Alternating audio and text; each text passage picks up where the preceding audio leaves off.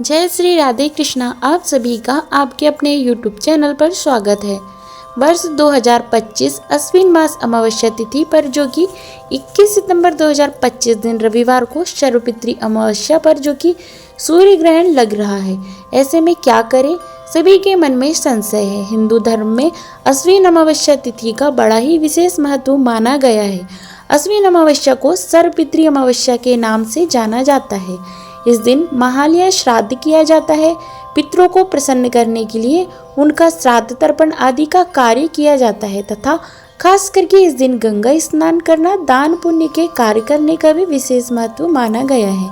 और इस दिन महालया श्राद्ध को स्वीकार कर पितृदेव अपने पितृलोक को वापस लौट जाते हैं और अपने वंशजों को अपना आशीर्वाद प्रदान करते हैं, जिससे कि घर में वंश वृद्धि होती है, घर में धन समृद्धि का आगमन होता है। लेकिन शरपित्री अमावस्या पर सूर्य ग्रहण लग रहा है, तो ऐसे में क्या किया जाए, तो आइए जानते हैं इन सब के बारे में। अश्विन अमावस्या तिथि प्रारंभ का समय 20 सितंबर 2025 शनिवार रात्रि 12:19 और अमावस्या तिथि की जो समाप्ति है वह 21 सितंबर 2025 दिन रविवार रात्रि 1:25 पे अमावस्या तिथि की समाप्ति है। तो सूर्योदय व्यापनी के अनुसार और चंद्रोदय व्यापनी के अनुसार स्नान दान की अमावस्या और श्राद्ध तर्पण आदि की अमावस्या 21 सितंबर 2025 दिन रविवार को है। इस दिन सूर्य ग्रहण लग रहा है। यह सूर्य ग्रहण भारतीय मानक समय के अनुसार ग्रहण की शुरुआत, ग्रहण प्रारंभ जो रात्रि 10:59 पर और ग्रहण का मध्य जो कि रात्रि 1:11 पे होगा और ग्रहण समाप्त 22 सितंबर की सुबह 3:23 पर होगा। जब भी सूर्य ग्रहण लगता है तो 12 घंटे पहले ही सूतक काल लग जाता है। तो ऐसे में सूतक काल शुरू होगा 21 सितंबर की सुबह 10:59 से सूतक काल शुरू हो जाएगा। यह ग्रहण खास करके न्यूजीलैंड, पूर्वी मेलानेशिया, दक्षिणी पोलिनेशिया तथा पश्चिमी अटलांटिक वाले क्षेत्र में दिखाई देगा। यह ग्रहण भारत में दिखाई नहीं देगा। भारत में इसका दृश्य नहीं होगा। इस कारण से चिंता करने की कोई बात नहीं है। भारत में सभी प्रकार के दैनिक शुभ कार्य, पितरों का श्राद्ध तर्पण आदि का सभी कार्य किए जाएंगे, तो इसमें घबराने वाली कोई बात नहीं है।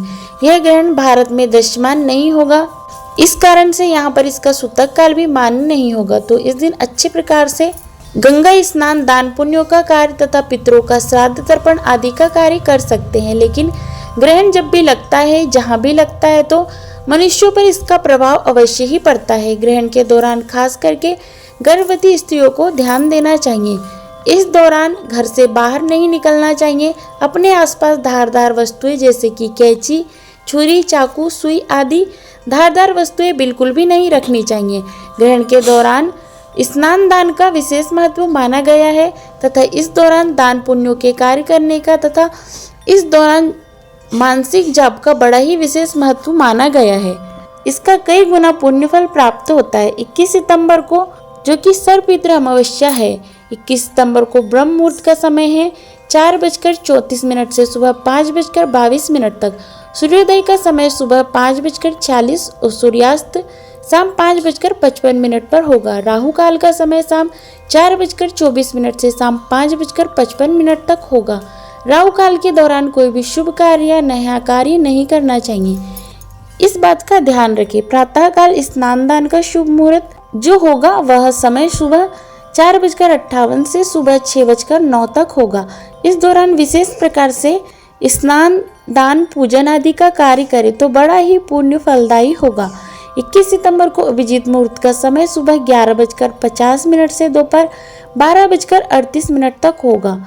इस दिन पितरों का श्राद्ध तर्पण आदि का कार्य जो कि मध्याह्न काल के समय में करना चाहिए, दोपहर के समय में करना चाहिए। तो सुबह 10:30 से लेकर के आप श्राद्ध आदि का कार्य शुरू कर सकते हैं और यह दोपहर 3:30 तक इन कार्यों को संपन्न कर सकते हैं। खास करके सुबह 11:30 से लेकर दोपहर 1 बजे तक श्राद्ध तर्पण आदि का कार्य जो कि बड़ा ही उत्तम होगा। विजय मुहूर्त का समय 21 सितंबर को दोपहर 2:16 से दोपहर 3:04 तक होगा। इस दिन गोधूली मुहूर्त का समय शाम 6:19 से शाम 6:43 तक होगा। शाम को पूजा का शुभ मुहूर्त शाम 6:19 से शाम 7:30 तक होगा। नक्षत्र जो कि पूर्वी फाल्गुनी होगा सुबह 9:32 तक। उसके बाद उत्तरा फाल्गुनी नक्षत्र होगा। 21 सितंबर को सर्वार्थ सिद्धि योग भी बन रहा है जो कि सुबह 9:32 से शुरू होकर अगले दिन सुबह 6:09 तक सर्वार्थ सिद्धि योग रहेगा, जो कि इन योगों में दान पुण्य के कार्य करने का, पूजन आदि के कार्य करने का या किसी भी प्रकार के कार्य करने का विशेष महत्व माना गया है। और अगले दिन जो कि 22 सितंबर से नवरात्रि आरंभ है। नवरात्रि का कार्य जो कि 22 सितंबर से शुरू किया जाएगा। अगर विशेष प्रकार से आप नवरात्रि के घट स्थापना शुभ मुहूर्त के बारे में जानकारियाँ प्राप्त करना चाहते हैं तो उनका वीडियो चैनल पे अलग से अपलोड है। आप उसके माध्यम से नवरात्रि घट स्थापना शुभ मुहूर्त के बारे में जानकारियों को प्राप्त कर सकते हैं। सर्वपितृ अमावस्या तिथि के दिन जहाँ तक हो सके इस दिन गंगा नदी में, तीर्थों में आदि क्षेत्रों में जाकर के गंगा स्नान करें, दान पुण्यों का कार्य करें। साथ ही अपने पितरों की प्रसन्नता के लिए इस दिन श्राद्ध तर्पण आदि का कार्य करें तो बड़ा ही पुण्य फलदायी होगा। अमावस्या तिथि के दिन चंद्रमा दिखाई नहीं पड़ते हैं और चंद्रमा मन के कारक माने जाते हैं। इस कारण से इस दिन नकारात्मक शक्तियाँ ज़्यादा प्रभावी होती है। तो अमावस्या तिथि पर जहाँ तक हो सके शुद्ध और सात्विकता का पालन करें। इस दिन तामसिक वस्तुओं का, नशीले पदार्थों का या अभक्ष्य भोज्य पदार्थों का बिल्कुल भी सेवन नहीं करना चाहिए। इस दिन जो भी अपने पितरों के निमित्त भोजन आदि बनाते हो ब्राह्मणों को भोजन कराने के लिए, तो भोजन में प्याज लहसुन आदि का प्रयोग बिल्कुल भी ना करें। शुद्ध और सात्विक तरीके से ही भोजन को तैयार करें। उसके बाद ब्राह्मणों को भोजन करवाएं, गरीबों को भोजन करवाएं, जहाँ तक हो सके दान पुण्य का कार्य करें तो यह बड़ा ही उत्तम माना गया है। सर्वपितृ अमावस्या पर 21 सितंबर को शाम के समय में पितरों की प्रसन्नता के लिए पितृ उस समय जो कि अपने पितृलोक के लिए प्रस्थान करते हैं तो अपने घर के दरवाजे के पास जो कि एक दीप प्रज्वलित करें और वहां पर मीठी पूरी तथा खीर आदि रख के और साथ ही थोड़ा सा जल रखें और अपने पितरों से प्रार्थना करें कि आपके रास्ते के लिए यह मैंने दीप प्रज्वलित किया है और आपके निमित्त यह मैंने भोजन रखा है, इसे आप स्वीकार कीजिए और हमें अपना आशीर्वाद प्रदान कीजिए। इस कारण से पितृदेव अपने रास्ते को प्रज्वलित देखकर बड़े ही प्रसन्न होते हैं और भोजन मिष्ठान को पाकर के वह अति प्रसन्न होते हैं और वंशजों को अपना आशीर्वाद रूपी अमृत प्रदान करते हैं, जिससे कि घर में सभी प्रकार की सुख और समृद्धि का आगमन होता है, वंश वृद्धि होती है, सभी प्रकार की मनोकामनाएं पूर्ण होती है। अमावस्या तिथि पर जहाँ तक हो सके मछलियों के निमित्त आटे की गोली बना करके तालाब पोखर आदि में डालें। गाय को इस दिन हरा चारा खिलाएं, ब्राह्मणों को भोजन करवाएं, गरीबों को भोजन करवाएं।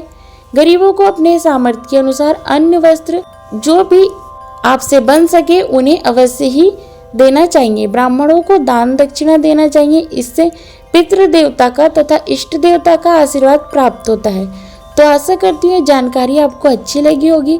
इसी प्रकार से ज्ञानवर्धक जानकारियाँ प्राप्त करते रहने के लिए, व्रत पूजा के बारे में जानने के लिए, कथा को सुनने के लिए चैनल पर अगर आप पहली बार आए हैं तो चैनल को लाल बटन दबा करके सब्सक्राइब करें, साथ में बेल आइकन भी दबाएं ताकि आने वाले वीडियो का नोटिफिकेशन आपको समय पर मिलता रहे। जय श्री राधे कृष्णा। धन्यवाद।